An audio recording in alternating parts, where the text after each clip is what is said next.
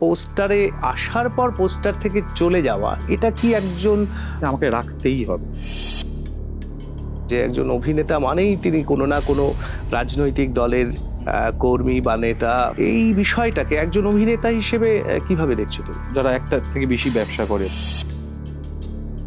Glamour world, এইটা কি কোথাও আজকের থিয়েটার যারা করছেন তাদের কি গ্রাস করছে না একটু একটু করে? হ্যাঁ হ্যাঁ করছে। আমরা যদি খুব বাইরে থেকে থিয়েটারকে দেখি এই সময়, বাংলা থিয়েটারকে, দেখো বাংলা থিয়েটারে তো টাকা নেই। আমরা গোটা বিশ্বব্যাপী একটা প্যান্ডামিক পরিস্থিতি দেখলাম, এইটা শিল্পী জীবনে কি কোথাও তোমাকে প্রভাবিত করেছে? মেইন ক্রাইসিসটা হয়েছিল ফাইন্যান্সিয়াল।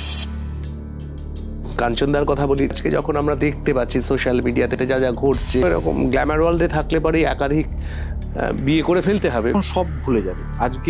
আজকে দাঁড়িয়ে কাঞ্চনদা একটা ব্রিলিয়ান্ট পারফরমেন্স দিক কোনো একটা ফিল্মে গিয়ে সব ভুলে যাবে মানুষ। ওয়েব সিরিজ মানেই হচ্ছে ভায়োলেন্স আর সেক্স। প্রত্যেক দিন যদি আমি কাতলা মাছের ঝোল আর ভাত খাই, একদিন যদি হঠাৎ করে কেউ আমাকে একটা মোমো এনে দেয়, তো একটু তো ভালো লাগবে। নমস্কার, আর+ ডিজিটালের আরও একটি পডকাস্টে আপনাদের স্বাগত। আমি সুজয় রয়েছি আপনাদের সঙ্গে। বিগত পডকাস্টে আমরা সত্য নিয়ে কথা বলছিলাম, আর আজ আমরা সত্যেরই মুখোমুখি।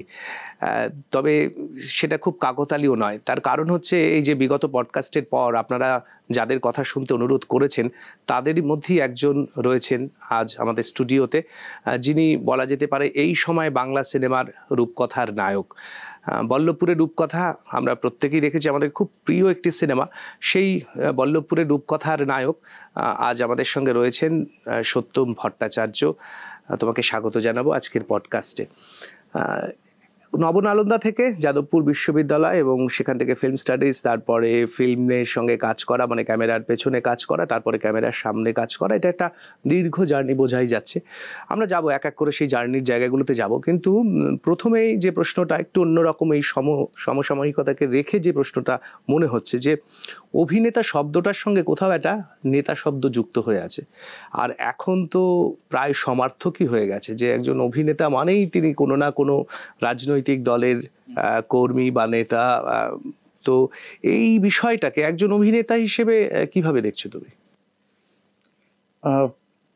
অভিনেতা হিসেবে দেখছি বলতে, আমি যখন কনসিয়াসলি ডিসিশন নিয়েছি যে আমি অভিনয় করব, তখন সত্যি কথা বলতে যত এই যে দীর্ঘ জার্নির কথা বললে, বা এই যে এতদিন নবনালন্দা থেকে শুরু করে আমার এখন অবধি জার্নি, এখানে বসে আছি, সেই জার্নিটার মধ্যে কখনোই আমার এইটা মাথায় আসেনি যে আমি অভিনেতা ছাড়া আর কিছু হব।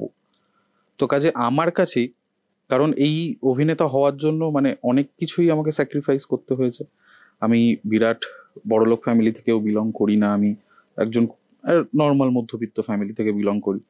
তো সেই ক্ষেত্রে আমার কোনোদিনও ওই ডাউটটা তৈরি হয়নি, বা এখনো অ্যাটলিস্ট তৈরি হয়নি যে আমি অভিনয় বাদ দিয়ে অন্য কিছু করব। এবং আমার আমার লাইফের মাঝখানের একটা পোর্শন আমি অভিনয় করছিলাম না, কিন্তু আমি সিনেমার সাথে যুক্ত ছিলাম। তো সেই সময়টাও কিন্তু আমার একবারের জন্য মনে হয়নি যে আমি অভিনয় ছাড়া আর কিছু করব। ওইটা কিছুটা ওই দিকে তৈরি হওয়ার একটা ইয়ে ছিল আর কি, প্রিপারেশন ছিল আমার দিক থেকে।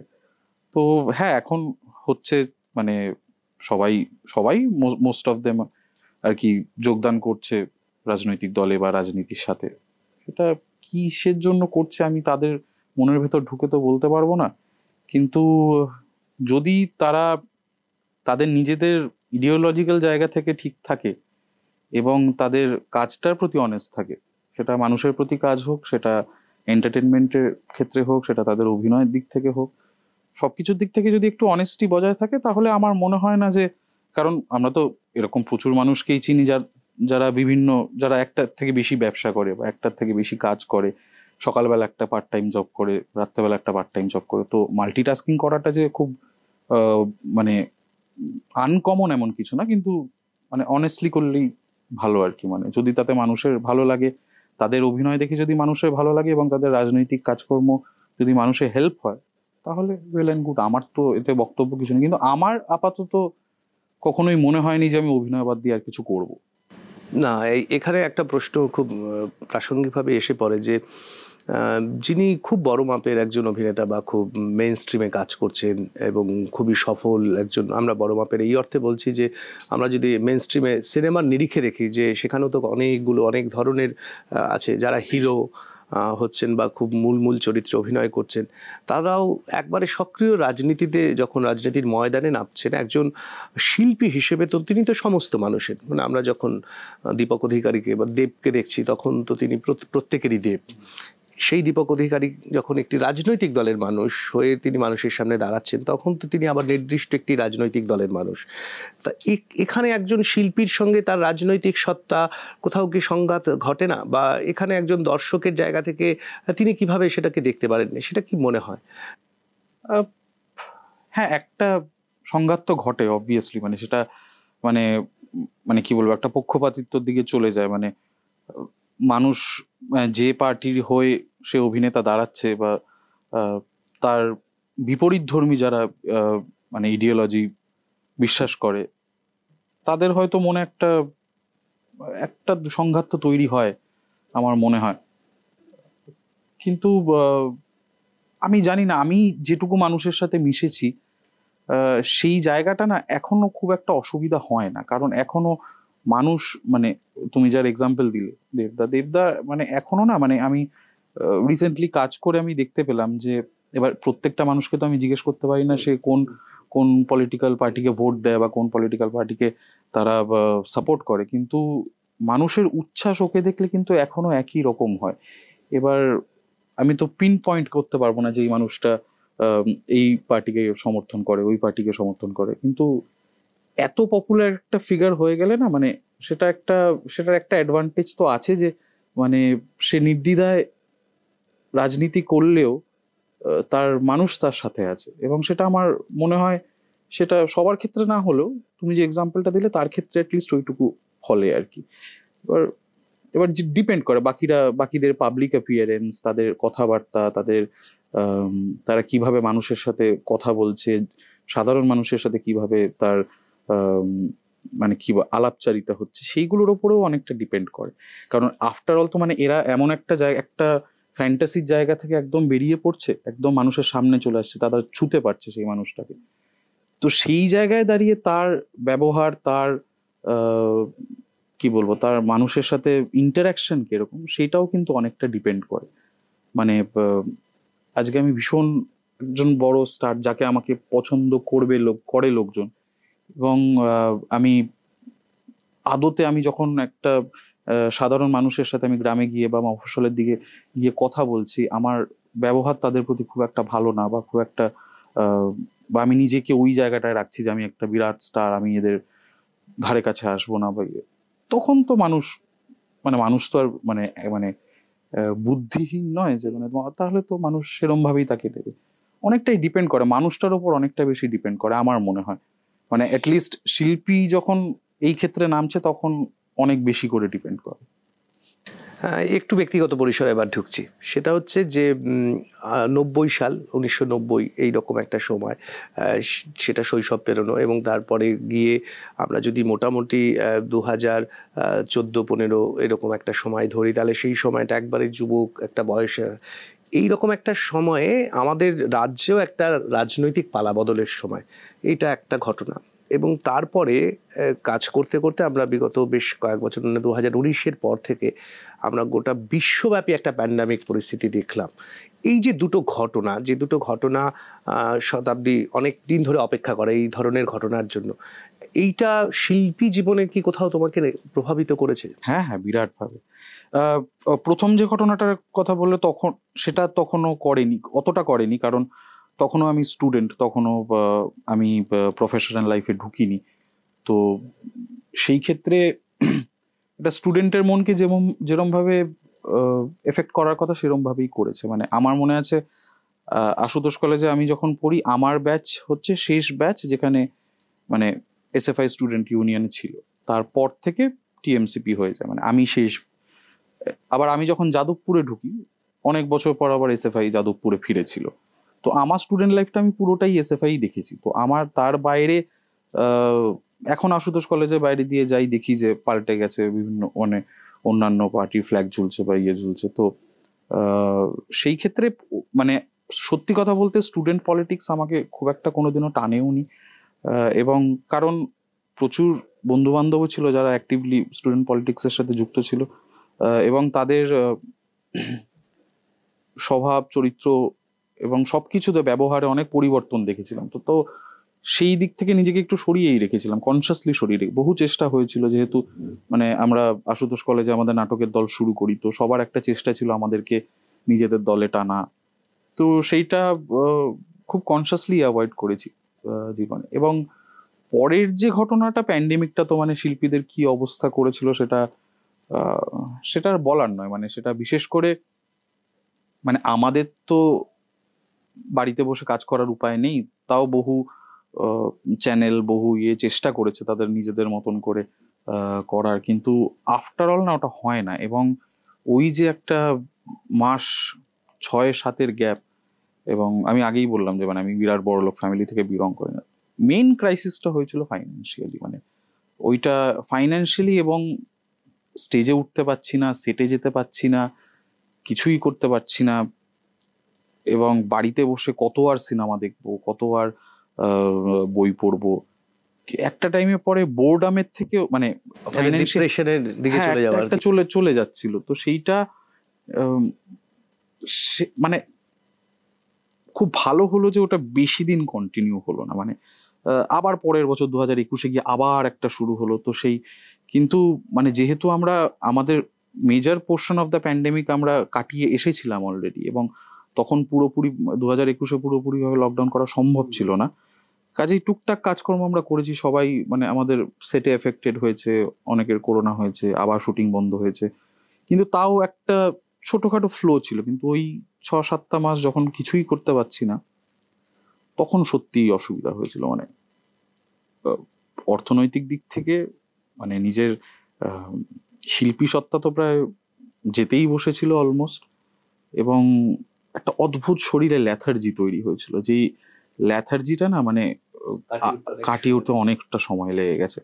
এবং সেই ল্যাথার্জি মানে চেষ্টা করেছি বহু, ছাদে গিয়ে স্কিপিং করার, সাইকেল চালানোর, মানে যখন একটু অ্যালাউ করলো আর কি বাইরে বেরোনো, ফাঁকা রাস্তায় সাইকেল চালানো, কিন্তু মাইন্ডটা সবসময় ওটাই থাকতো। মানে স্কিপিং করতে করতে মাইন্ডটাই সবসময় ওটাই থাকতো যে কবে কাজে ফিরবো, কবে কাজে ফিরবো। আমরা যদি পরিচালকদের কথা বলি আর কি, সৃজিত মুখোপাধ্যায়, বিরসা দাশগুপ্ত, অনির্বাণ ভট্টাচার্য এবং রাজাচন্দ্র, এদের প্রত্যেকের সঙ্গেই তুমি অ্যাসিস্ট করেছো? না, রাজাদার সাথে অভিনয় করেছো। হ্যাঁ, সেটাই বলছিলাম, কারোর সঙ্গে বেশিরভাগের সঙ্গে অ্যাসিস্ট করেছো, এবং অনেকের সঙ্গে তুমি অভিনেতা হিসেবে অনেকের সঙ্গে কাজ করেছো, মানে তার পরিচালনায় তুমি কাজ করেছো। আমরা যদি আপাতত আরো অনেকের সঙ্গেই করেছো তুমি, কিন্তু আমরা যদি আপাতত 4 জনকেই ধরে এগোই, তাহলে এই 4 জনের সঙ্গে 4 জনের তো 4 রকম এবং 4 ধরনের তাদের কাজের প্রক্রিয়া, তাদের চিন্তা ভাবনা, তাদের স্ক্রিপ্টিং, সমস্ত কিছুই। তো তোমাকে কে সব থেকে বেশি টেনেছে?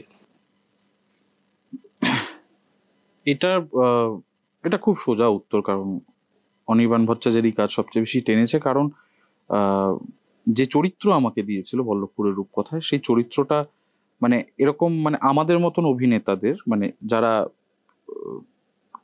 মানে কি বলবো লাইমলাইটে আসেনি তখনও সেই সাকসেসটা পাইনি, সাকসেস এখনো সেরকম পাইনি, সেটা বলাটা ভুল হবে, কিন্তু এই যে একটু মানুষ চিনছে বা আমি একটু আমার কাজের সংখ্যা একটু বেড়েছে, এই জিনিসগুলো তো তখন ছিল না। কাজেই আমাদের বাকি ডিরেক্টরদের সাথে যা যা কাজ করেছি সেগুলো খুবই অল্প পরিসর, মানে 3-4 দিনের শুটিং থাকতো, 5 দিনের শুটিং থাকতো। তো এবার আমি একজন ট্রেন্ড অভিনেতা নই, ঠিক আছে? আমার থিয়েটার জার্নি মানে আমার নিজের দল থেকে, এবং নিজের দলে আমরাই যেটা ভালো বুঝতাম আমরাই সেটা করতাম। অবভিয়াসলি মানে বাড়িতে একটা থিয়েটারের কালচার ছিল এবং সবই ছিল, অভিনয়টাও সবাই বলতো যে পারি করতে, কিন্তু কোনো ফর্মাল ট্রেনিং আমার হয়নি আমার থিয়েটারে, আমার বাবার বা দাদার যেমন হয়েছে। তো সেই ক্ষেত্রে ওই যে ট্রেনিং প্রসেসটা, মানে একটা অভিনেতাকে তৈরি করার প্রসেসটা, ওটা বল্লভপুরের রূপকথায় পুরোপুরিভাবে হয়েছিল। তো সেই ক্ষেত্রে আমার কাছে ওই কাজটা অনেক বেশি স্পেশাল আমার কাছে। আর বল্লভপুরের রূপকথা আমাকে যা দিয়েছে সেটা তো আর বলার নয়। মানে আমার মতন একজন অভিনেতা, মানে যে মানে প্রায় প্রতিটা প্রোডাকশন হাউসেই এমনি ঘুরে বেড়াতাম বা কাজ করতাম, কাজের সূত্রে যেতাম, তাকে হঠাৎ করে প্রযোজকদের মনেও একটু এসেছে যে এ তো থাকতো, এ তো ঘুরে বেড়াতো চোখের সামনে, তো এই এতদিন কারুর চোখে কেন পড়লো না, হঠাৎ করে ওকে নিয়ে এত মাতামাতি কেন হচ্ছে। তো অবভিয়াসলি তো সেই কাজটার পেছনে যে প্রিপারেশনটা গেছে সেটা আমার কাছে অনেক বেশি স্পেশাল, এবং পরবর্তীকালে কাজটা আমাকে যা দিয়েওছে সেটাও আমার কাছে অনেক বেশি স্পেশাল। আমরা যদি বল্লভপুরের রূপকথাকে একটা গাছের মতন ভাবি, তাহলে কি মন্দার তার অঙ্কুর ছিল? মন্দার তার অঙ্কুর ছিল, মন্দারের থেকে অনেকগুলো অঙ্কুর ছিল, কারণ আমার অনির্বাণদার সাথে অ্যাসোসিয়েশন বহুদিনের। তো ধনঞ্জয় সময়ের থেকে, ধনঞ্জয়তে আমি আর অনির্বাণদা রুম শেয়ার করতাম পুরুলিয়ায়। তো সেই সময় থেকে অ্যাসোসিয়েশন, একটা বন্ধুত্ব তৈরি হয়, একটা দাদা ভাই সুলভ একটা সম্পর্ক তৈরি হয়। তো আমরা অনেক কথাই শেয়ার করতাম একে অপরকে। তো সেই ক্ষেত্রে যখন মন্দার হয়, তখন খুব চেয়েছিলাম যে আমি থাকি ওটাতে। তো এবং বহু বছর পর অ্যাসিস্ট করা, আবার অ্যাসিস্ট করতে ঢুকি। অনেকে প্রশ্ন তুলেছিল যে কেন করছিস, ঠিকঠাক চলছে অভিনয় জীবনটা? ঠিকঠাক একেবারেই চলছিল না। সত্যি কথা বলতে তখন যদি আমার কোনো মেজর অভিনয়ের কাজ থাকতো তাহলে হয়তো আমি করতামও না, কিন্তু ভাগ্যক্রমে তখন ছিল না। এবং মন্দারের প্রসেসটা দিয়ে আমি অনেক কিছু শিখেছি, ক্রিয়েটিভলি, বা একটা ম্যাকবেথের মতন একটা টেক্সটকে কিভাবে অ্যাডাপ্ট করা যায়, সেটাকে কিভাবে নিজেদের ছোঁয়া দেওয়া যায়, কিন্তু একদম গল্পটাকে ইনট্যাক্ট রেখে, সেটার প্রিপারেশন, সেটা শর্ট ডিভিশন, পুরোটার মধ্যে থেকে অনেক কিছু শিখতে পেরেছি। তো হ্যাঁ, বলা যায় ওটা একটা অঙ্কুর ছিল বটে। এই যে তোমার দল, ধরো থিয়েটারের দল হিপোক্রিটস, এবং তারপরে তুমি বললে তোমার বাবার কথা এবং দাদার কথা, যারা দীর্ঘদিন ধরে থিয়েটারের চর্চার মধ্যেই রয়েছেন, বা তাদের একটা দীর্ঘ চর্চা আছে। তারপরে তুমি থিয়েটার করা শুরু করলে এবং শেষ পর্যন্ত তুমি এখন ফিল্মেই কাজ করছো, এবং এটাই একমাত্র উপার্জনের জায়গা। আমরা যদি খুব বাইরে থেকে থিয়েটারকে দেখি এই সময়, বাংলা থিয়েটারকে, তাহলে এটাই কি কোনো একভাবে থিয়েটারের নিয়তি বা ভবিষ্যৎ হয়ে যাচ্ছে? বাংলা থিয়েটারের যে সিরিয়াল বা ফিল্ম বা এই ধরনের কিছু ছাড়া আর থিয়েটারের অস্তিত্ব সম্ভব নয়? এটা খুব বিরাট একটা প্রশ্ন, যেন এই প্রশ্নগুলো আমরা নিজেদেরকে এত করেছি যে এখন এগুলোর আর উত্তরও খুঁজতে চাই না। দেখো, বাংলা থিয়েটারে তো টাকা নেই, সেটা আমরা সবাই জানি। যেখানে আছে সেই অঞ্চলটাতে আমরা বিলং করি না, বা সেই অঞ্চলটা এখনো পৌঁছইনি আমরা। কাজেই হয়ে যায় মানুষের একটা টাইমের পরে যে প্যান্ডেমিকের যে ফ্রাস্ট্রেশনটা কথা বললাম, এবং প্রচুর মানুষ আমি চিনি যারা এই ফ্রাস্ট্রেশনটা ক্যারি করছে, জীবন অনেক দিন ধরে ক্যারি করছে শুধু থিয়েটার করে। এবং সত্যি কথা বলতে আমার বাবা দাদাও তো শুধু থিয়েটার করছে না, তারা রেগুলার থিয়েটার করছে। আমার মতন হয়তো ইরেগুলার নয়, কিন্তু ওদের দাদাকে পাশাপাশি দুটো ব্যবসা করতে হচ্ছে, একটা পার্ট টাইম জব করতে হচ্ছে, আমার বাবার একটা ব্যবসা আছে। তো সব মিলিয়ে শুধু থিয়েটার করে কিছু আমরা অ্যাটলিস্ট বেঁচে থাকতে পারবো না। আমাদের পেটে ভাত তো দরকার একটা কাজ করার জন্য, না হলে তো করছি কেন একটা কাজ? তো সেই ক্ষেত্রে আমার একদমই ঠিক কোথাও গিয়ে যারা শুধুমাত্র অভিনয় বা শিল্পের সাথে যুক্ত থাকতে চায়, ওই থিয়েটার বা ওই অডিও ভিজুয়াল ফরম্যাটের সাথে, তাদের গিয়ে কোথাও cinema, web series, serial, radio, এগুলোতে শিফট করতেই হচ্ছে একটা বয়সের পর। আমি যেমন আমার 24-25 বছর বয়স অবধি আমার দল নিয়ে আমি চূড়ান্ত কাজ করেছি, কিন্তু একটা টাইমের পর বুঝতে পারছি যে বাড়িতে এবার টাকা পয়সা দিতে হবে আমাকে। আমি আই ক্যানট এসকেপ দ্যাট, আমি পারবো না ওটা। না, অর্থনীতি তো একটা খুব বড় ইস্যু এটা, এবং আজকের ইস্যু নয়। আমরা উৎপল দত্তর সময় থেকেও যদি ধরি, উৎপল দত্তকেও অভিনয় করতে হয়েছে বিভিন্ন, মুম্বাই থেকেও অভিনয় করতে হয়েছে, এবং তারপরেও তিনি থিয়েটারের একটা একনিষ্ঠ মানুষ ছিলেন এবং থিয়েটারের এই পরিমাণ চর্চা করে গেছেন। কিন্তু এখানে কোথাও একটা আমরা প্রভেদ দেখতে পাচ্ছি, সেটা হচ্ছে যে অর্থ যেরকম একটা বিষয়, অর্থ রোজগার করার জন্য, নিজেকে টিকিয়ে রাখার জন্য, এবং থিয়েটারের দলের স্বার্থেই হয়তো কোথাও একটা অর্থ রোজগারের নানান উপায় খুঁজতে হয় মানুষকে, এবং সেখানে একজন অভিনেতার সব থেকে বড় জায়গা আরও কোনো অভিনয়ের ক্ষেত্রতে নিজেকে পৌঁছে দেওয়া, আর সিনেমা সেটা একটা বড় জায়গা, বা এই ধরনের ক্ষেত্রগুলো। কিন্তু পাশাপাশি কোথাও এই যে গ্ল্যামার ওয়ার্ল্ড, এইটা কি কোথাও আজকের থিয়েটার যারা করছেন তাদের কি গ্রাস করছে না একটু একটু করে? হ্যাঁ হ্যাঁ, করছে একদম। একদম পরিষ্কার, তুমি এটা বললে সেটাই ওটা। আর এখন বিশেষ করে এই মুহূর্তে দাঁড়িয়ে যখন এটা অ্যাচিভ করাটা তো সহজ হয়ে গেছে না, মানে through social media or through, মানে বিশেষ করে ইন্টারনেট আসার পর থেকে এতটা এটা অ্যাচিভেবল হয়ে গেছে। আগে গ্ল্যামার ওয়ার্ল্ডটা খুব দূরে ছিল, এখন হাতের নাগালে চলে এসছে। এখন মানে শুধু তো থিয়েটার কর্মীরা না, মানে যে কেউই এখন করতে পারে। তো সেই ক্ষেত্রে তারাই বা কেন বঞ্চিত থাকবে? তারা তো এটা মনে করতেই পারে যে আজকে এই একটা নাচের ভিডিও দিয়ে 1 মিলিয়ন ভিউজ পাচ্ছে, তো আমি তো একটা, আমার যদি একটা মনোলগ আমি অভিনয় করি, একটা রিলস বানাই, তো কোথাও কি তো টানে অবভিয়াসলি, মানে মানুষের দেখা, মানে মানুষ যে দেখবে আমাকে, বারবার দেখবে, প্রত্যেক দিন দেখবে, স্ক্রিনে দেখবে, বড় স্ক্রিনে দেখবে বা টিভিতে দেখবে, তো এটা, এই ইচ্ছাটা তো মানে জাগিয়ে দিয়েছে আমাদের মধ্যে, বিশেষ করে ইন্টারনেট তো আরোই জাগিয়ে দিয়েছে। বল্লভপুরের রূপকথায় আমরা যখন দেখলাম তখন আমরা একটা বড় পোস্টার দেখলাম এবং সেই পোস্টারে বড় একটা চরিত্র এবং মুখ্য চরিত্র নায়কের, তো এই যে একটা পোস্টার তৈরি হলো, এই পোস্টারের পরে আবার তুমি আরও অন্য অনেক ভালো কাজ করলে, ব্যোমকেশ দুর্গ রহস্য বা আরও অন্যান্য যে কাজগুলো খুবই গুরুত্বপূর্ণ কাজ, এবং সেখানে খুব গুরুত্বপূর্ণ চরিত্রতেও তুমি অভিনয় করেছো, কিন্তু পোস্টারে পেলাম না। পোস্টারে আমরা তখন আবিরকে দেখলাম বা আরও অন্যান্য অনেককে দেখলাম। তো এই যে একবার এই পোস্টারে আসার পর পোস্টার থেকে চলে যাওয়া, এটা কি একজন মানে আমি বল্লভপুরের পর তো তোমাকে হিরো হিসেবেই ভাববো, তো সেটা তোমার অভিনয় জীবনে কতটা প্রভাব পড়েছে বা তোমাকে তোমার সাইকোলজিতে কিভাবে মনে হয়? খুব সাময়িক, খুবই ক্ষণস্থায়ী। আমার যে যে চিন্তাগুলো আসে মানে ওইটা দেখে, সেটা খুবই মানে খুবই ক্ষণস্থায়ী। মানে একবার ভাবি যে এটা করলাম, এত বড় একটা কাজ, একটা ছবিতে নিল আমাকে, তারপর পোস্টারে রাখলো না, বা আমাকে মেন কাস্টের নাম যখন যাচ্ছে তখন তারপর ওটা চলে যায়। কারণ সত্যি কথা বলতে আমি এই ইন্ডাস্ট্রিতে কাজ করতে গিয়ে না, আমি সব রকম ভাবে নিজেকে সিজন করেছি, এবং আমি জানি যে একটা পোস্টারে, এবার সেই পোস্টারে যে মানুষগুলো ছিল কেউই পোস্টার ফেস নয়। এবার আমি এক্সপেক্ট করতে পারি না যে এই মানুষগুলো সবসময় পোস্টার ফেসে চলে যাবে। এই এক্সপেকটেশনটাও ভুল, মানে নিজের দিক থেকেই ভুল। যে মানে নায়ক আমি তো আর মানে তথাকথিতভাবে নায়কের মতন আমাকে দেখতে নয়, আমার ওরকম মানে আমরা যেটা দেখে এসেছি এত বছর ধরে বা রিসেন্ট টাইমসে আমরা যে দেখে এসেছি, ওটা একটা, আর নায়ক তো এক্স্যাক্টলি ছিল, ও একজন চরিত্রই ছিল। মানে সে বিরাট মারপিট করছে, গানে নাচছে, হিরোইনকে তুলে নিয়ে চলে যাচ্ছে বাবার সামনে থেকে, এইসব তো করে না, এটা চরিত্রই ছিল, বাদল সরকারের তৈরি করা একটা চরিত্র। তো সেই জায়গা থেকে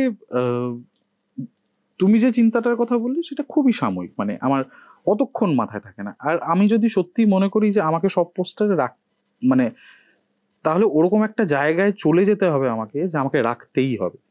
তো সেই জায়গাটায় আমি এখনো পৌঁছইনি, আমি জানি, সেটা আমি ফিল করতে পারি, কিন্তু চেষ্টা চলছে সেই জায়গাটায় পৌঁছানোর। সেটাতে সেটা শুধুমাত্র আমার স্বার্থে নয় বা আমার সাইকোলজিক্যাল হ্যাপিনেসের স্বার্থে নয়, সেটা অনেক কিছুর স্বার্থেই, এবং সেই স্বার্থটাও জড়িয়ে আছে আমার থিয়েটারের সাথে। আমি যখন একটা মানে একটা পোস্টারের মুখ হয়ে উঠবো, হয়তো সেটা কোথাও গিয়ে আমার দলটাকে একটু হেল্প করবে, একটু লোক আসবে যে না এই আছে, যাই নাটকটা দেখতে যাই, বা এর দল যাই নাটকটা, তো সেইটার একটা চেষ্টা চলছে। তবে এখনো আমি সেই জায়গাটায় পৌঁছই। যার অনেকটা উদাহরণ অনির্বাণ দা নিজে সেই উদাহরণ একদম। মানে এমনও হয়েছে যে অনির্বাণ দা সেই নাটকের শুধুমাত্র ডিরেক্টর, অভিনয় করেনি, কিন্তু সেই শো হাউসফুলের পর হাউসফুল গেছে। তো সেইটা খুব ম্যাটার করে আর কি। এই বল্লভপুরের প্রসঙ্গ আসলো বলেই একটা জিনিস মনে হচ্ছে, খুব জানতে ইচ্ছে করছে যে বাদলদার লেখা এরকম একটি নাটক, কতদিন আগের লেখা একটা নাটক, প্রায় 50-এর দশকে শেষের দিকে, তো সেই নাটকে অনুবাদ করেছিলেন গিরিশ কর্নাড, তারপরে সেখানে সত্যদেব দুবে তিনি ডিরেকশন দিয়েছিলেন, এবং অমল পালেকার ঠিক আজকে এইরকমই একটি প্রসঙ্গক্রমে উঠে আসলো যে সেটা সেট তৈরি করার জন্যই তিনি প্রথম ওই নাটকে অংশগ্রহণ করেছিলেন, কারণ তিনি একজন ডিজাইনার ছিলেন। কিন্তু সেই নাটকটা সেট করতে করতে তিনি এতটাই ইনভলভ হয়ে গেলেন, শেষ পর্যন্ত সত্যদেব দুবে তাকে অভিনয় করার জন্য এবং মূল চরিত্রে অভিনয় করার জন্যই তাকে ঠিক করলেন এবং তিনি যুক্ত হয়ে গেলেন। সেই থেকে অমল পালেকার অভিনয়ের জগতে আসলেন, এবং তারপরে অমল পালেকারকে আমরা প্রত্যেকেই জানি যে তিনি কতটা শক্তিশালী একজন অভিনেতা ছিলেন। এই রকম একটা কাজে তুমি আবার করছো যখন বল্লভপুরের রূপকথা, তখন তোমার কাছে কতটা চ্যালেঞ্জিং মনে হয়েছিল বিষয়টা?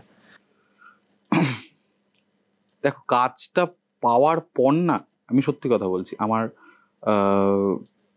সম্ভবত ছোটবেলায় পাড়ায় একবার ওরা চেষ্টা করেছিল বল্লভপুর রূপকথা, আমি সেটা দেখেছিলাম। আমাদের যে এখন যে রানিং প্রোডাকশন, যেটা প্রতীকদা শাওলিরা করে, মানে যে কো রাইটার যে আর কি, মানে অনির্বাণদা প্রতীকদা, তো নান্দিপট বোধ হয় নাটকটা করে এখন, তো ওইটাও দেখিনি। আমার টেক্সটটা পড়া ছিল না। আমি এই টেক্সট পড়াটা ছাড়া বাকিগুলো না, মানে অমল পালেকার বা এটা তো আমি জানতাম গল্পটা, এটা তো আমার দেখা হয়নি। এই পুরো বাকি বিষয়টাই আমি পরে করেছি, যাতে আমার উপর কোনো ইনফ্লুয়েন্স না পড়ে কারো। ঠিক আছে, আমি সত্যি কথা বলতে আমি একজন ডিরেক্টরস অ্যাক্টর, আমি ডিরেক্টর যা বলে আমি তাই ফলো করার চেষ্টা করি। চ্যালেঞ্জিং তো ছিলই। আমার কাছে সবচেয়ে বড় চ্যালেঞ্জ ছিল হচ্ছে কি, আমি জীবনে প্রথমবার অত বড় একটা চরিত্র করছি, আর একটা নয় 3টে করছি। তো সেইটা আমার কাছে অনেক বেশি চ্যালেঞ্জিং ছিল। আমি এক্সাম্পল দিয়ে বলতে পারি যে, মানে আমাকে সেটে সেকেন্ড দিন আমাকে অনির্বাণদা বলে যে, মানে আমার যেহেতু অ্যাসিস্টিং এর একটা হিস্ট্রি আছে, আমি খুব সেটে ঘুরে বেড়াই, এদিক ওদিক তাকাই, দেখি ওটা ঠিক হচ্ছে কিনা, এটা ঠিক হচ্ছে কিনা। তো সেই ক্ষেত্রে মানে সেকেন্ড দিন আমাকে অনির্বাণদা বলেছিল, তোকে যেন সেটে না দেখি, মানে তুই এই পার্টটার কতটা ওজন সেটা তুই বুঝতে পারছিস না এখনো, সবে প্রথম দিন শুটিং হয়েছে, তো এটা তোর ফিজিক্যালি তোকে মেন্টালি কতটা এক্সস্ট করে দেবে তুই সেটা বুঝতে পারছিস না। কাজেই যখন আসবি, এসে চা খাবি, চা খেয়ে ওপরে গিয়ে বসে থাকবি, কিছু না করার থাকলে বসে থাকবি, স্ক্রিপ্ট পড়বি বা গান শুনবি বা শুয়ে থাকবি, ঘুমোবি, যা খুশি কর, কিন্তু সেটে ঢুকিস না। কারণ এই পারিপার্শ্বিক জিনিসগুলো তোর যদি চোখে পড়ে, যেহেতু তোর এই হিস্ট্রিটা আছে, তুই কিন্তু কনসেন্ট্রেট করতে পারবি না। এবং মাঝে মাঝে আমার কনসেন্ট্রেশনের সমস্যা হয়েও ছিল। ওই যেটা বললাম যে, মানে একটা মানে টানা 16-17 দিন ধরে একটা চরিত্র নিয়ে আমি বাঁচছি এবং সকাল থেকে রাত অবধি ওই নিয়েই শুটিং করছি। আমার কাছে ওই স্ট্রেসটা অনেক বেশি চ্যালেঞ্জিং ছিল, কারণ জীবনে প্রথম ওটা হচ্ছে আমার সাথে। এই এরপরে আর একটা জিনিস মনে হচ্ছে যে, এইটা তো একটা থিয়েটারকে ঘিরে একটা ফিল্ম, এবং সেটাই এটার একটা বিশেষ বৈশিষ্ট্য ছিল, যে কারণে ফিল্মটাকে আমরা নতুন করে পেয়েছি। মানে এইভাবেও যে ফিল্ম হতে পারে, তার উদাহরণ তো আমাদের খুবই কম। চরণদাস চোর অনেকদিন আগে আমরা দেখেছিলাম, স্মিতা পাতিল অভিনয় করেছিলেন। তার আগে আমরা যদি বলো বাঞ্ছারামের বাগান, যেটা আগে থিয়েটার হয়েছে এবং তারপরে ফিল্ম হয়েছে। তো এই ধরনের উদাহরণ খুব কম। কিন্তু আমরা এই ফিল্মটা যখন দেখলাম, তখন দেখলাম যে না, সেই ফিল্মটার মধ্যেই ওই থিয়েটারের ফ্লেভারটাও আছে, যে এইটা কোথাও একটা ফিল্ম আর থিয়েটারের মধ্যবর্তীকালীন একটা পর্যায়ে আমরা বলতে পারি আর কি। তো এই বিশেষ বৈশিষ্ট্যটা কি তোমাকে ফিল্মের জগতে একটা নতুন দিককে দেখাতে সহযোগিতা করেছে? একদমই। মানে আমাদের রিসেন্ট টাইমসে সবচেয়ে বড় প্রবলেম হয়েছিল যে, মানে আমাদের যারা ফিল্ম মেকার্সরা বা যারা এখনো ফিল্ম পারসিভ করছে, তাদের মধ্যে একটা বেশ বড় সমস্যা, মাঝখানে একটা সমস্যা দেখা দিয়েছিল যে রিমেক করা সাউথ থেকে, এবং তারপরে দেখা দিল হচ্ছে অরিজিনাল। এবার অরিজিনাল করতে আমার কোনো অসুবিধা নেই, মানে সে যারা পারে তারা করুক, মানে সেটা মানে তার এই মুহূর্তে দাঁড়িয়ে ইন্ডাস্ট্রির সবচেয়ে বড় এক্সাম্পল বলতে গেলে কৌশিক গাঙ্গুলি, সৃজিত মুখার্জি, এরা তো নিজেদের অরিজিনাল স্ক্রিপ্টেই করে। কিন্তু আমাদের যে এত বড় একটা ভান্ডার পড়ে আছে আমাদের বাংলার সাহিত্য তথা নাটক, সেইটা নিয়ে এখন না লোকে একটু উঠে বসেছে, মানে যে তো ছিল, এ তো চোখের মানে সেম জিনিস আর কি। মানে আমার ক্ষেত্রে যেটা হয়েছিল সেটা বাংলা থিয়েটার, বা এই যে আমার সাথে শ্যামলদা অভিনয় করলেন বা দেবরাজদা অভিনয় করলো, তো এই যে পুরো একটা মানে থিয়েটার জগৎটা, এটা হঠাৎ করে ওদের কাছে খুলে গেল। তো এটা মন্দারের সময় কিছুটা হয়েছিল, এবং মন্দার যেহেতু ওয়েব সিরিজ, তো এবং মন্দারের একটা লিমিটেড অডিয়েন্স আছে, মন্দার তো সবার মানে ইটস এন A+ অডিয়েন্স, তো সবার ওইটা দেখার মতন ছিল না। তো কিন্তু বল্লভপুরের রূপকথা যেহেতু একটা মানে আমাদের ট্যাগলাইনই ছিল সপরিবারে দেখবার মজার ছায়াছবি, তো যেহেতু ওইটা অনেক বৃহত্তর একটা অডিয়েন্সের কাছে খুলে গেল, সেটা আমার মনে হয় প্রযোজক পরিচালকদের কাছেও একটু ওরাও একটু নড়ে চড়ে বসলো যে ঠিকই তো, মানে এটা তো করা যায়, মানে ওয়াই নট ডু ইট দেন। তো সেটা অবভিয়াস, আর সেটা সবচেয়ে বেশি লাভবান হলো আমাদের অভিনেতারা। এবং এই যে আমাদের একটা টাইমে আমাদের ইন্ডাস্ট্রিতে অডিশন প্রসেসটা বন্ধ হয়ে গেছিল, মানে একটা নিয়ে বসতো সবাই, মানে স্ক্রিপ্ট নিয়ে বসতো, এই চরিত্রটা একে দেওয়া হবে, ওই চরিত্রটা ওকে দেওয়া, হ্যাঁ ইপি ঠিক করে দিচ্ছে, এডিরা ঠিক করছে, সব ইয়ে করছে। এই যে একটা অডিশন নেওয়ার প্রসেস শুরু হলো, এখন প্রায় প্রতিটা ছবিতেই একটা বেসিক অডিশন তো দিতেই হয় আর কি। মানে আমিও বল্লভপুরের পর মানে প্রায় 3 থেকে 4টে ছবিতে আমি অডিশন দিয়েছি, পাইনি, আবার কয়েকটাতে পেয়েছি, তো এরকমও হয়েছে। এটা খুব ইম্পর্টেন্ট, মানে আজকে যদি মার্লন ব্র্যান্ডো গডফাদারের অডিশন দিতে পারে তাহলে আমরা কে, মানে আমরা তো কেউ নই না। তো আর এই যে অডিশন ব্যাপারটাতে একটা নাকশিট কোনো যে আমি বিরাট, আমি কেন অডিশন দেবো, এই এই কি বলবো, এই ইয়েগুলো কাটিয়ে ফেলতে হবে, মানে এই এই ব্লকেজ গুলো। মানে আজকে অভিনেতা যখন হতে হবে তুমি তুমি তুমি সবসময় প্রস্তুত। হ্যাঁ, মাটির মতো তোমাকে মোল্ডে ফেলবো, সেটা অডিশনের মোল্ড হোক, সেটা সিরিয়ালের মোল্ড হোক, থিয়েটারের মোল্ড হোক, সিনেমার মোল্ড হোক, তোমাকে মোল্ডে ফেলবে, তুমি সেরকম শেপ নিয়ে নেবে। এবার সেখানে কোনো এরকম ব্লকেজ থাকলে খুব মুশকিল আর কি। তো সেই ব্লকেজটা আস্তে আস্তে খুলছে, এটা সময় সাপেক্ষ ব্যাপার, মানে অনেকটাই সময় লাগবে এখনো। যে প্রসেসটা পল্লবপুরের রূপকথা চালু করেছে সেটাকে মানে একদম মানে ওইটাই প্রসেস হতে হবে, এই ব্যাপারটা হতে একটু সময় লাগবে। কিন্তু ওটা যদি প্রসেস হয়ে যায় তাহলে আমার মনে হয় যে মানে বাংলা ইন্ডাস্ট্রি একটা একে তো প্রচুর অভিনেতা পাবে, মানে আমাদের সারা পশ্চিমবঙ্গে তো মানে ঢেলে ঢেলে অভিনেতা আছে, মানে বিশেষ করে মফস্বলের দিকের অভিনেতাদের কেউ চেনেই না, মানে প্রচুর ভালো ভালো, সেটা শান্তিপুর থেকে শুরু করে ঘাটাল থেকে শুরু করে ওদিকে আমাদের গোবরডাঙ্গা, মানে বিরাট বিরাট অভিনেতারা আছে। তো এবার যেই অডিশনগুলো হচ্ছে তারা ডাক পাচ্ছে, কোনো না কোনো থিয়েটারের ছেলে বা মেয়ে তারা কাস্টিং এজেন্সিগুলোর সাথে একটু যুক্ত হয়ে যাচ্ছে, তারা এদেরকে ডেকে পাঠাচ্ছে বা এদের খোঁজ পাচ্ছে। তো সেটা ভালো হচ্ছে, মানে সেটা প্রসেসটা কিন্তু মানে তবে বৃত্তটা আরেকটু বড় হওয়া একটা হওয়া তো উচিত। ওইটুকু মানে বৃত্ততে কাজ করে হবেটা কি, মানে আজকে সবই ঠিক আছে, সবকিছু ওয়ার্ক করেছিল বল্লভপুরের রূপকথার, একটা নতুন থিয়েটার নিয়ে একটা সিনেমা হচ্ছে, অনির্বাণদা ডিরেক্ট করছে, একটা সপরিবারে দেখবার একটা সিনেমা, তার থেকেও অনেক বেশি মানে এটা লোকে আমাদের পার্সোনালি, আমরা যখন হল ভিজিটে যেতাম আমাদের পার্সোনালি বলতো লোকজন যে মানে এতগুলো নতুন মুখ দেখে মানে সবাই একটু রিফ্রেশড ফিল করছিল, যে যাক মানে একই মুখ দেখছি, নতুন কিছু দেখছি, এটা দেখার সুযোগ ঘটলো। এরপরে এইরকম একটা সাকসেসফুল সিনেমার পরে শুনতে হচ্ছে অনুরাগ কাশ্যপ বলছেন ঘাটিয়া বাংলা সিনেমা ঘাটিয়া, কি বলবে? ঘাটিয়া এক্স্যাক্টলি বলবো না, কাজ অনেক কি ভালো হচ্ছে, তবে আমরা অনেকটাই পিছিয়ে আছি আমার মনে হয়। মানে এটা বিরাট বড় একটা দুঃসাহসিকতা, মানে আমি যেটা কথাটা বলছি, কিন্তু আমরা একটু পিছিয়ে আছি। মানে সেটা শুধুমাত্র যে বাংলা পিছিয়ে গেছে এমন না, মানে হিন্দি সিনেমা, অনুরাগ কাশ্যপও সেটাই বলেছে যে হিন্দি সিনেমা যদি সেকেন্ড ফ্লোর থেকে পড়ে আমরা এভারেস্ট থেকে পড়েছি। ভুল কিছু তো বলেনি, মানে একটা সময় দাঁড়িয়ে বাংলা সিনেমা পথপ্রদর্শক ছিল ইন্ডিয়ান সিনেমা, তো সেখানে দাঁড়িয়ে আজকেই দেখলাম ওই কালকি বলে যে সিনেমাটা, ওটার কিছু পোস্টার ওরা কিছু বার করেছে, মানে ওই ধরনের সিনেমা ওরা এখন পারসিভ করে নিয়েছে, ওই ধরনের সিনেমা ওরা তৈরি করার জন্য রেডি ওরা। এবার হয় আছে অনেক কিছুই আছে, বাজেট কনস্ট্যান্ট আছে, ইন্ডাস্ট্রিটা অত বড় না, অত বৃহৎ না, কিন্তু সবকিছু বাজেটের উপর ডিপেন্ড করে না। মানে আমাদের বল্লভপুর রূপকথার কত বাজেট, মানে কিন্তু সেটা তো মানে প্রযোজকদের একটু হলেও খুশি করতে পেরেছে যে রিটার্নটা দিয়েছে। তো ঘাটিয়া এক্স্যাক্টলি বলবো না, কিন্তু আমাদের অনেক অনেক কাজ করতে হবে, এবং আমাদের সবচেয়ে বিশেষ করে যেটা মনে হয় যে আমরা জানি না কেন যে অডিয়েন্স যেটা দেখতে চাইছে সেটা আমরা অডিয়েন্সকে দেখাচ্ছি, বারবার করি সেটা দেখাচ্ছি। একটু যদি আমরা নিজেদের উপর বিশ্বাস রেখে যদি আমরা অডিয়েন্সকে কিছু একটা দেখানোর চেষ্টা করি, আমার মনে হয় না অডিয়েন্স সেটা ফেলে দেবে। কিন্তু এক্ষেত্রে তো ডিস্ট্রিবিউশন একটা বড় ইস্যু। একদমই এরকম তো অনেক সিনেমা তৈরি হয়েও পড়ে আছে, যে সিনেমাগুলো হয়তো আমরা যদি দেখতাম তার মধ্যে নতুন কিছু দেখার একটা সুযোগ ঘটতো, কিন্তু আমরা দেখতেই পেলাম না, সেটা শুধু ডিস্ট্রিবিউটেড হচ্ছে না বলে বা ডিস্ট্রিবিউশন করা যাচ্ছে না। এটা কি কোথাও একটা সিনেমা ইন্ডাস্ট্রির ক্ষেত্রে প্রতিবন্ধকতার জায়গা তৈরি হয়ে যাচ্ছে না? হ্যাঁ, সেটা তো একটা তৈরি হচ্ছে, কিন্তু মানে আমি একদম মানে ভেতরে গিয়ে কথাগুলো বলছি আর কি। মানে এটা কিছুটা হলেও তো মানে যারা হল মালিক বা ওদেরও তো কিছু দায় থাকে। মানে আজকে একটা সিনেমা রিলিজ করলো এবং আগে যেটা ছিল যে অ্যাটলিস্ট 1-1.5 সপ্তাহ চালানো বা 2 সপ্তাহ চালানোর পর একটা ওয়ার্ড অফ মাউথ তৈরি হতো, একটা পাবলিসিটি নিজের মতন করে তৈরি হতো, যেটা থ্রুতে মানুষ আসতো।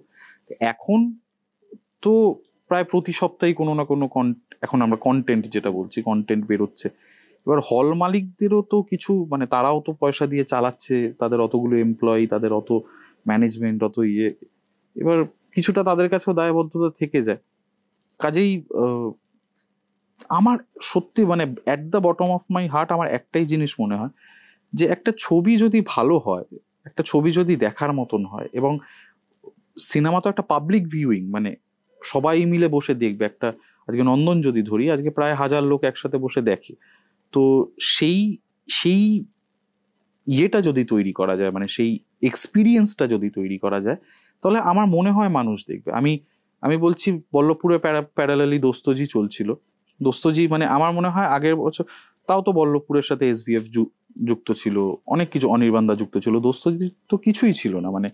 কিন্তু তারা যে মেটিকুলাসলি তাদের পুরো ফিল্মটা ফেস্টিভ্যাল থেকে শুরু করে বিভিন্নভাবে ওরা প্ল্যান করে যে ওরা ফাইনালি গিয়ে ওরা হলে নামলো, এবং অবভিয়াসলি ওরাও ইনফ্লুয়েন্সিয়াল লোকজনের হেল্প নিয়েছে, কিন্তু কারোর হেল্প নিতে তো কোনো অসুবিধা নেই।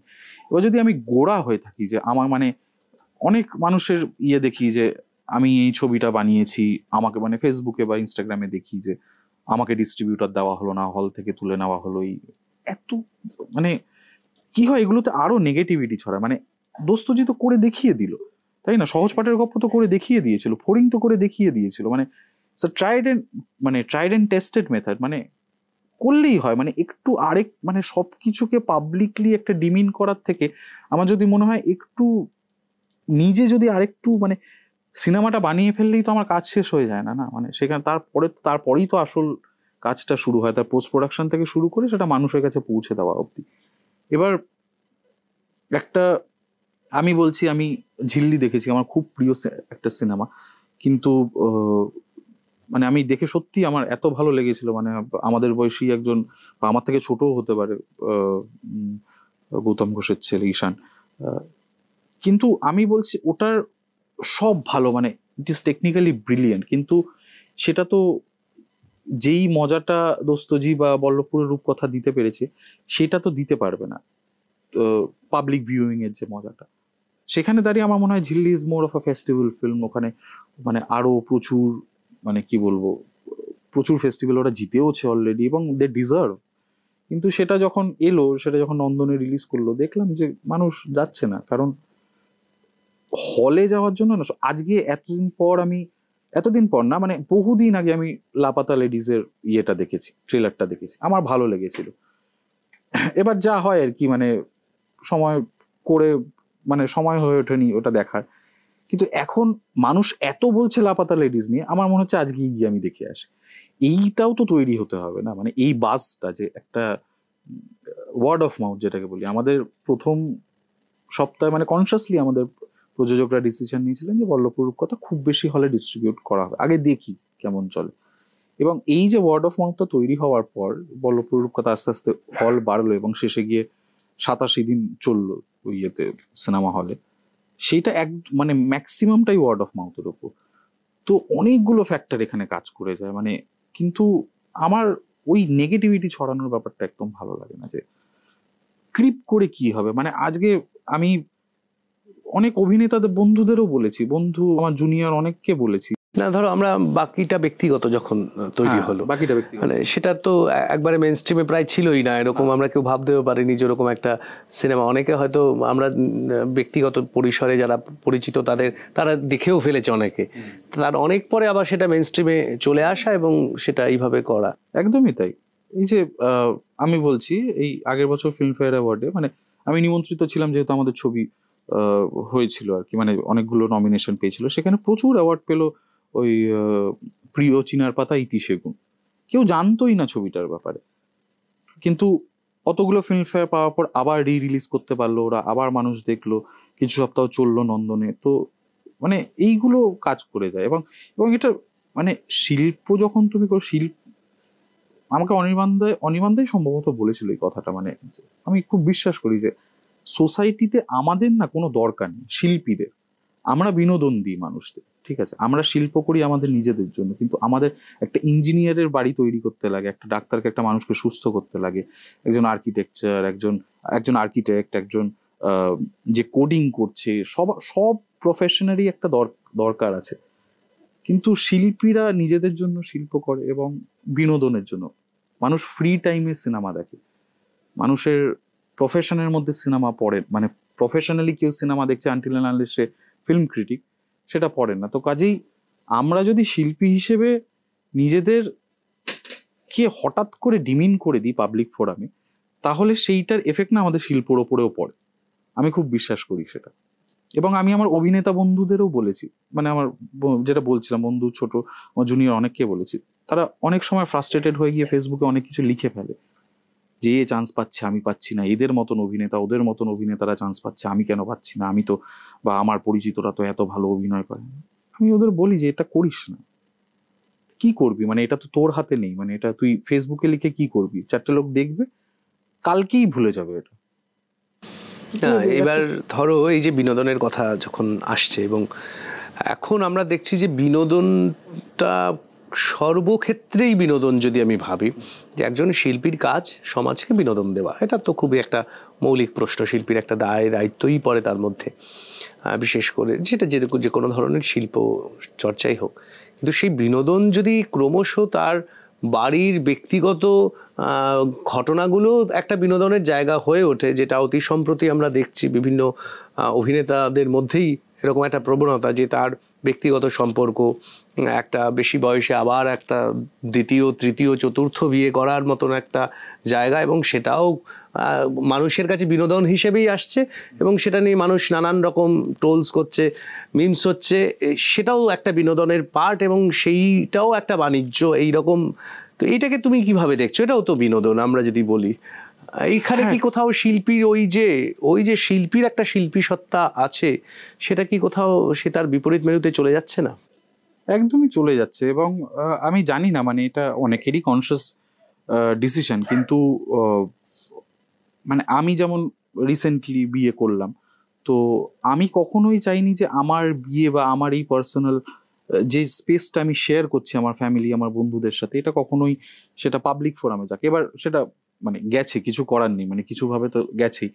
কিন্তু অনেকেই দেখছি যে মানে নিজেদের, হ্যাঁ ঠিকই মানে অনেকেই নিজেদের পার্সোনাল স্পেসটাকে একটা বিনোদনের জায়গায় তুলে দিচ্ছে বা ছেড়ে দিচ্ছে। তো সেই ক্ষেত্রে আমার কিছু বলার নেই, সেটা তাদের ডিসিশন। মানে আমি সেরকম ভাবে ভাবি না। আমার কাছে বিনোদনটা একটা তৈরি করা জিনিস, একটা একটা একটা শিল্পীর তৈরি করা জিনিস, এবং সেখানে আমাদেরই দায়িত্ব, মানে আমরা যেহেতু শিল্পী আমাদেরই দায়িত্ব যে আমাদের বিনোদনটা এত ভালোভাবে তৈরি করবো যাতে 4টে মানুষ দেখে।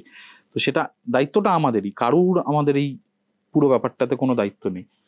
কিন্তু হ্যাঁ, এবার আছে একটা হাতের সামনে ফোন আছে, ইন্টারনেট আছে, মানুষ যা পাচ্ছে তাই করছে, করুক, আর কি বলবো। মানে এটাতে আমার বিশেষ কিছু বলার নেই, কারণ সবটাই তাদের পার্সোনাল ডিসিশন। এবং আরেকটু আছে যে মানে অনেক মানুষ চায় না এইটার পার্ট হতে, কিন্তু খুব মানে যেহেতু এখন এত ওয়েব প্ল্যাটফর্ম, এতগুলো ওয়েব নিউজ চ্যানেল হ্যান ত্যান, মানে মানে যাদের আমি জানি না তাদের কতটা কি তাদের ওয়েবসাইট কিরকম চলে বা কি হয়, কিন্তু তাদের এত ইন্টারফেয়ার করার একটা টেন্ডেন্সি সবকিছুতে, সেটা একটু বিরক্তিকর তো হয়।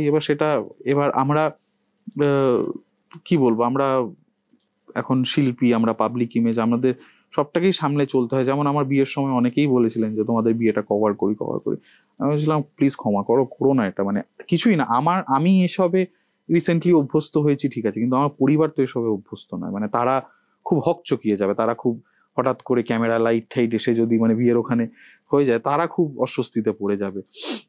এবার খুবই সাধারণ মধ্যবিত্ত পরিবার থেকে আসা, তাদের আপ্যায়ন করতে গিয়ে তাদের করতে গিয়ে এটা বিতিকিচ্ছিরি ব্যাপার। কিন্তু ধরো আমি বলছি যে তোমার আজকে তুমি যেখানে আছো, খুব সাধারণ মধ্যবিত্ত পরিবার থেকে উঠে আসা একজন মানুষ, এবং যে একটা সময় এই ধরনের চরিত্র করছে, এবং আগামী দিনে হয়তো আরো অনেক বড় চরিত্র করবে, বা অন্যতম একজন নায়ক হিসেবে আমাদের বাংলায় তুমি প্রতিষ্ঠা পাবে, তোমার মধ্যে সেই সম্ভাবনাও আছে।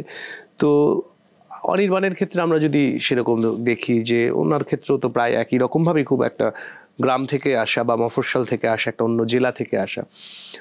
আমি যদি কাঞ্চনদার কথা বলি, তাহলেও সেটাও খুবই একজন থিয়েটার করতে করতেই একটা মানুষের ছোট থেকে বড় হয়ে ওঠা, এবং তারপরে এতটা পরিচিতি।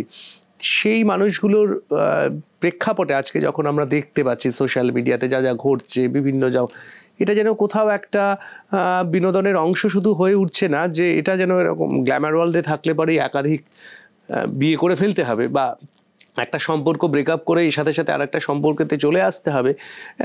এইটাকেও কোথাও একটা প্রজেক্ট করার মানসিকতা তৈরি হচ্ছে, এবং সেটাকে আবার প্রমোট করার জন্য একটা ইন্ডাস্ট্রি তৈরি হচ্ছে। তো এইটা কি কোথাও যে সিনেমার মূল সত্তা, সিনেমার যে মেরুদণ্ড বা তার যে এস্থেটিক্যাল জায়গা, চার্লি চ্যাপলিন যে কথাটা বলেছিলেন যে সিনেমা একটা নিজস্ব ভাষা, সেটা কি কোথাও খুব ব্যাহত হচ্ছে না? আমার মনে হয় না, কারণ আফটার অল না, মানে যখন ছবি দেখবে এবং সেই অবভিয়াসলি মানে সেই ছবি যদি ভালো হয়, সেই সিনেমা যদি মানুষের মন জয় করতে পারে, তাহলে আর কিচ্ছু ম্যাটার করে না at the end of the day. তখন সব ভুলে যাবে। আজকে দাঁড়িয়ে কাঞ্চনদা একটা ব্রিলিয়ান্ট পারফরমেন্স দিক কোনো একটা ফিল্মে গিয়ে, সব ভুলে যাবে মানুষ। আমি বলছি, আমাদের বল্লভপুরের রূপকথা তখন ডাবিং চলছে, তখন অনির্বাণদাকে নিয়ে একটা ছোটখাটো উঠেছিল, তার সোশ্যাল মিডিয়া ম্যানেজার কিছু একটা পোস্ট করেছিল অনির্বাণদাকে নিয়ে। বল্লভপুরের রূপকথার পর সব ভুলে গেল লোকজন। সেটা ঠিক বেঠিক, সত্যি অসত্য, মানে সত্য অসত্যর দিকে আমি যাচ্ছি না, মানে আমি জানিও না সেটা, কিন্তু একটা কাইন্ড অফ নেগেটিভ তৈরি করার চেষ্টা হলো। কিন্তু বল্লভপুরের রূপকথা দেখে তো মানুষ অনির্বাণদাকে আশীর্বাদ ছাড়া আর কিছু করলো না। যে মানে আজকে যখন একজন 80 বছরের বয়স্ক ভদ্রমহিলা আইনক্সের সিঁড়ি দিয়ে আস্তে আস্তে হেঁটে হেঁটে নেমে আমার কাঁধে হাত দিয়ে বলছে যে আমি 30 বছর পর কোনো হলে ঢুকলাম, তোমাদের ডিরেক্টর, অনির্বাণদা যেতে পারিনি, সে তোমাদের ডিরেক্টরকে অনেক আশীর্বাদ করো আমার তরফ থেকে। How does it matter? কিচ্ছু ম্যাটার করে না। হ্যাঁ, সেইটা ওই চর্চা তৈরি করার জন্য একটা ইন প্যারালাল ইন্ডাস্ট্রি তো তৈরি হচ্ছে না, হয়ে গেছে অলরেডি, কিন্তু সেটা থাকবেই, কি করা যাবে। মানে সময়ের সাথে সাথে এসছে, এগুলো তো আগে ছিল না, এগুলো সময়ের সাথে সাথে এসছে, আবার কোনোদিনও চলেও যাবে, হয়তো আবার হয়তো ফিরবে, কিন্তু থাকবে যেটা নিয়ে থাকা। এরই আমরা যদি বাই প্রোডাক্ট হিসেবে আমরা ওয়েব সিরিজগুলোর দিকে একটু তাকাই, ভালো করে লক্ষ্য করি, তাহলে দেখবো যে ওয়েব সিরিজ মানেই হচ্ছে ভায়োলেন্স আর সেক্স, এরই একটা আধিক্য, এবং সেইটা দিয়ে কোনো একভাবে দর্শককে আটকে রাখার একটা চেষ্টা।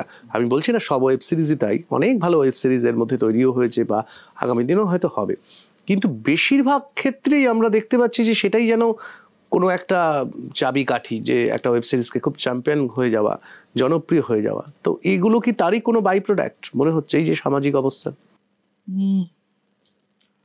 না, নট রিলি। কারণ এটা না মানে খুব ডিভিশনালাইজ হয়ে গেছে আমাদের কাছে এন্টারটেইনমেন্ট এবং আমাদের জীবন, এই জিনিসগুলো খুব মানে এতটা ডিভিশনালাইজ হয়ে গেছে যে এটা হয় শুধুমাত্র মানুষ দেখছে বলে। এই যে এত ভায়োলেন্স বা সেক্স দেখানো হচ্ছে, সেটা মানুষ দেখছে বলে হচ্ছে, ঠিক আছে? এটা যদি মানুষ দেখা বন্ধ করে দেয়, নতুন কিছু যদি দেখে, যেমন আমাদের বাংলা ইন্ডাস্ট্রি ডিটেকটিভ দেখছে, তাই হচ্ছে। এবার সেটা যে আমি জানি না সমাজে আদৌ সেটা বা কোনো প্রভাব ফেলছে কিনা, কিন্তু আমার পার্সোনালি মনে হয় না। কারণ আমি যেটা বললাম একদম শুরুতে কনভারসেশনে, যে আমরা যদি মানুষের ওপর বিশ্বাস রেখে একটু নতুন কিছু দেখাই, তাহলে মানুষ সেটা দেখবে। মন্দার তার এক্সাম্পল, মন্দার প্রচুর লোক দেখেছে। ডাকঘর, আমার বন্ধু সুপাত্র পাঠ করেছিল, ডাকঘর এত মানুষ ভালোবেসেছে, ওটাতে তো কিছুই নেই। মানে আমি একটা রিসেন্টলি করলাম, ওয়েব সিরিজ করলাম দাদুর কীর্তি বলে, ওটাতেও পরিবার আছে, গুপ্তধন আছে, ভূত আছে। তো এগুলো মানে চাইলেই মানুষকে, মানে তুমি যদি একটু অন্য, মানে আজকে সারা ওই প্রত্যেক দিন যদি আমি কাতলা মাছের ঝোল আর ভাত খাই, তুমি যদি একদিন যদি হঠাৎ করে কেউ আমাকে একটা মোমো এনে দেয়, তো আমার তো একটু তো ভালো লাগবে, অন্যরকম লাগলেও ভালো লাগবে, যে ঠিক আছে অন্যরকম কিছু একটা ট্রাই করলাম। সেটা সমাজে কতটা এফেক্ট ফেলছে আমি ঠিক জানি না, মানে হয়তো ফেলছে, মানে কিন্তু সেটা মানে বলাটা খুব কঠিন। মানে এটা কে ঠিক করবেন, দর্শক না নির্মাতা?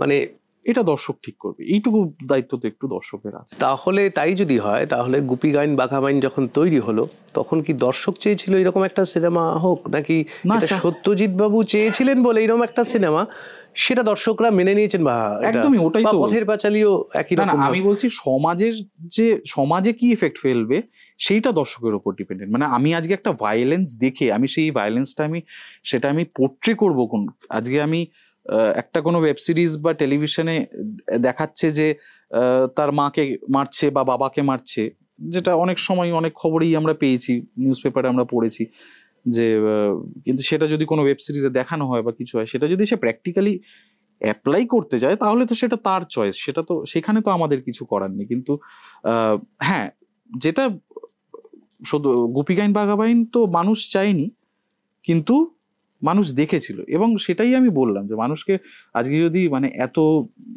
মানে তখনকার দিনে মানে উত্তম কুমারের বা সৌমিত্র চার এত নায়কোচিত সব কাজের মাঝখানে হঠাৎ করে একটা ওরকম পলিটিক্যাল স্যাটায়ার, মানে যেটা আমি ছোটবেলায় দেখে একরকম, মানে বিভিন্ন বয়সে গেলে বিভিন্ন রকম পারসেপশন তৈরি হয় তো এই কাজগুলোর, তো সেই জন্যই এতটা রেলিভেন্ট হয়ে আছে। কারণ সে তার নিজের, আমার মনে হয় শিল্পী তার নিজের অনেকগুলো কথা ওটার মধ্যে দিয়ে বলতে চেয়েছেন, এবং যেগুলো রেলিভেন্ট কথা, এবং সেই জন্য এখনো দাঁড়িয়ে ওই সিনেমাগুলো এতটা রেলিভেন্ট আর কি। আমরা যদি একেবারে আমরা যে কথা প্রসঙ্গে যেহেতু সেই সময়টাই গেলাম যখন উত্তম কুমারের নাম আসছে এবং একই সঙ্গে পাশাপাশি সৌমিত্র চট্টোপাধ্যায়, উত্তম কুমার একবারে আকাশের তারার মতন ছিলেন, তাকে আমরা ছুঁতে পারিনি, ধরতে পারতাম না সাধারণ দর্শকরা বা সাধারণ মানুষরা, শুধু ইন্ডাস্ট্রির কিছু মানুষই তাকে দেখতে পেত বা তাকে সামনে থেকে পেত, বাকিদের ধরাছোঁয়ার ঊর্ধ্বে ছিলেন তিনি। উল্টো দিকে আমরা সৌমিত্রকে পেলাম, তিনি একেবারেই কিন্তু ফেলুদার মতন মনে হতো, খুব বাড়ির কাছাকাছি, কোনো খুব কাছাকাছি একজন মানুষ। এই যে দুই মেরুর, এবং দুজনেই অসম্ভব গুণী মানুষ, একজন মহানায়ক এবং সৌমিত্র চট্টোপাধ্যায়ের মতন একজন অভিনেতা, অথচ তাদের স্টারডামের যে জায়গাটা, সেই জায়গাটা দুই মেরুর জায়গা। তো ব্যক্তিগতভাবে তুমি কোন মেরুর দিকে যাবে আর কি, বা কোন মেরুটা তোমার কাছে মনে হয় যে এটা থাকাই, এটাই একজন? আমি মানুষের কাছে থাকতে চাই, মানে আমার ওই আমাকে কেউ ছুতে পারবে না, ধরতে পারবে না, ওটা আমি নিজে পারিও না, মানে চেষ্টা করলেও পারবো না আমি ওটা করতে, মানে এটা আমার সিস্টেমেই নেই, মানে আমার বড় হওয়া বা আমার আপব্রিঙ্গিং বা আজকে মানে কোনোটাতেই আমার নেই, মানে কাজেই আমার এটাই, সৌমিত্রবাবু যে ধরনের জীবনযাপন করেছেন আমার মনে হয় সেটা একজন অভিনেতা হিসেবে আমার মনে হয় ওটা অনেক বেশি। কিন্তু যদিও পার্সোনালি আমার অভিনেতা হিসেবে উত্তম কুমারকে অনেক, মানে মানে এই ডিবেট তো চলতেই থাকবে, অভিনেতা হিসেবে আমার উত্তম কুমারকে বেটার লাগতো, কিন্তু জীবনযাপন হিসেবে সৌমিত্র বাবুরটা অনেক বেশি ইন্টারেস্টিং। আচ্ছা, বেশ, এটা তো এটা এটা আমি অনেকদিন বাদে এই কথাটা শুনলাম, কিন্তু মানে বেশিরভাগ ক্ষেত্রে আমার শোনা যেটা, সেটা হচ্ছে যে মহানায়ক, তিনি অবশ্যই মহানায়ক ছিলেন, মানে যার অনেক কিছু গুণ ছিল, যে গুণগুলো আমরা সিলভার স্ক্রিনে যে ডিভিশনগুলো করি, অন্তত তার অ্যাঙ্গেল থেকে, যে কোনো অ্যাঙ্গেল থেকে উত্তম কুমারকে ভালো লাগতো, ওই রকম সুন্দর একটা হাসি কোনো বাঙালি নায়কের ছিল না, অত সুন্দর একটা উপস্থাপনা, বাচনভঙ্গি, এবং আমাদের ঠিক বাঙালি মননের মতন তিনি যেন ছিলেন, এইরকম একটা বিষয়। তো তার সঙ্গে উত্তম কুমার মহানায়ক হয়ে উঠেছেন, আর অবশ্যই তার অভিনয় গুণ সম্পর্কে তো বলারই নেই এটা।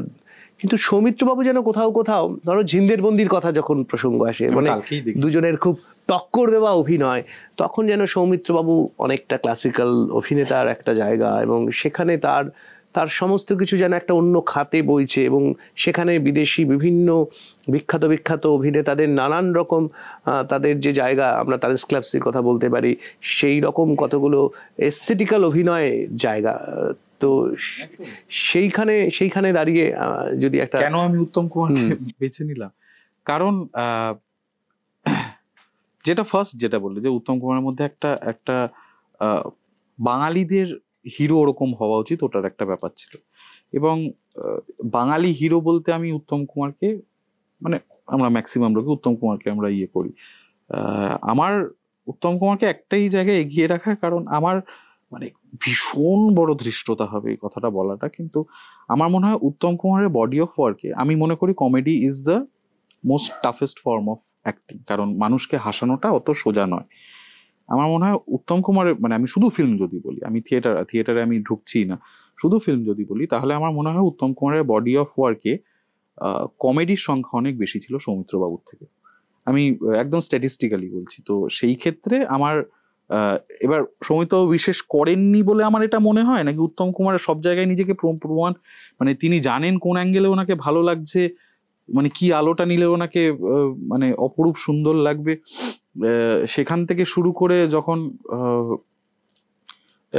মানে ইয়েতে ধন্যী মেতে বা মৌচাকে যখন ওই লেভেলের কমেডি করছেন এবং সত্যিই হাসি পাচ্ছে, তো হাসি পাচ্ছে যখন নিশ্চয়ই মানে উনি জাস্টিসই করছেন ওই ডায়ালগগুলোতে বা ওই সিনটাতে। তো সেই ক্ষেত্রে সেটা কি কাজ করেছে জানি না, কিন্তু আমার মনে হয় যে ওই বডি অফ ওয়ার্কটা বেশি বলে আমার একটু আমি ওইদিকে হেলা আর কি।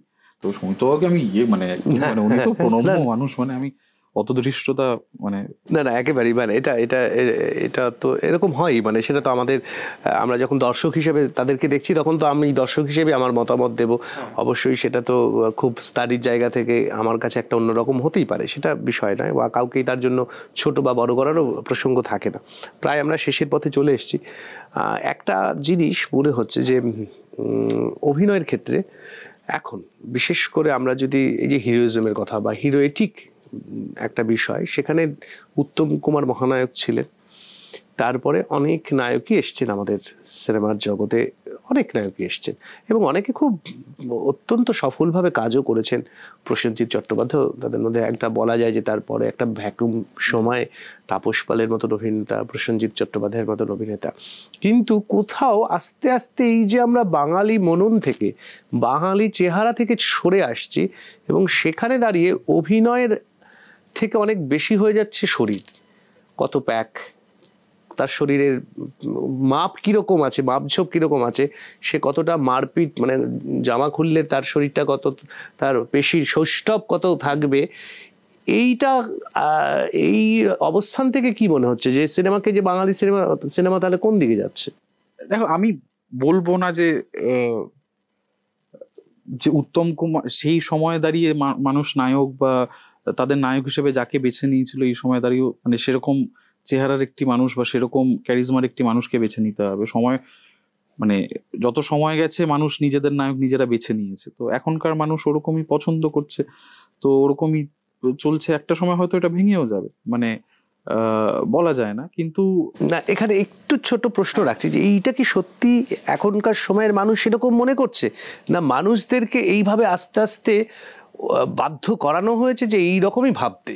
এটা কোনটা সত্যি বলে মনে হয়? দুটো, ইট ইজ ভেরি কি বলবো, ভাইস ভার্সা। হ্যাঁ, ভাইস ভার্সা, এটা পুরো ভাইস ভার্সা। মানে দেখানো হয়েছে একটা সময়, এবার সবকিছুই দেখানো হয়েছে, মানুষকে তাপস পালও দেখানো হয়েছে, মানুষকে প্রসেনজিৎ চট্টোপাধ্যায় দেখানো হয়েছে, মানুষকে প্যারালালি জিদ্দাকে ইন্ট্রোডিউস করা হয়েছে। তো মানুষ আস্তে আস্তে নিজেদের ইয়েগুলো বেছে নিয়েছে। কিন্তু আমার মনে হয়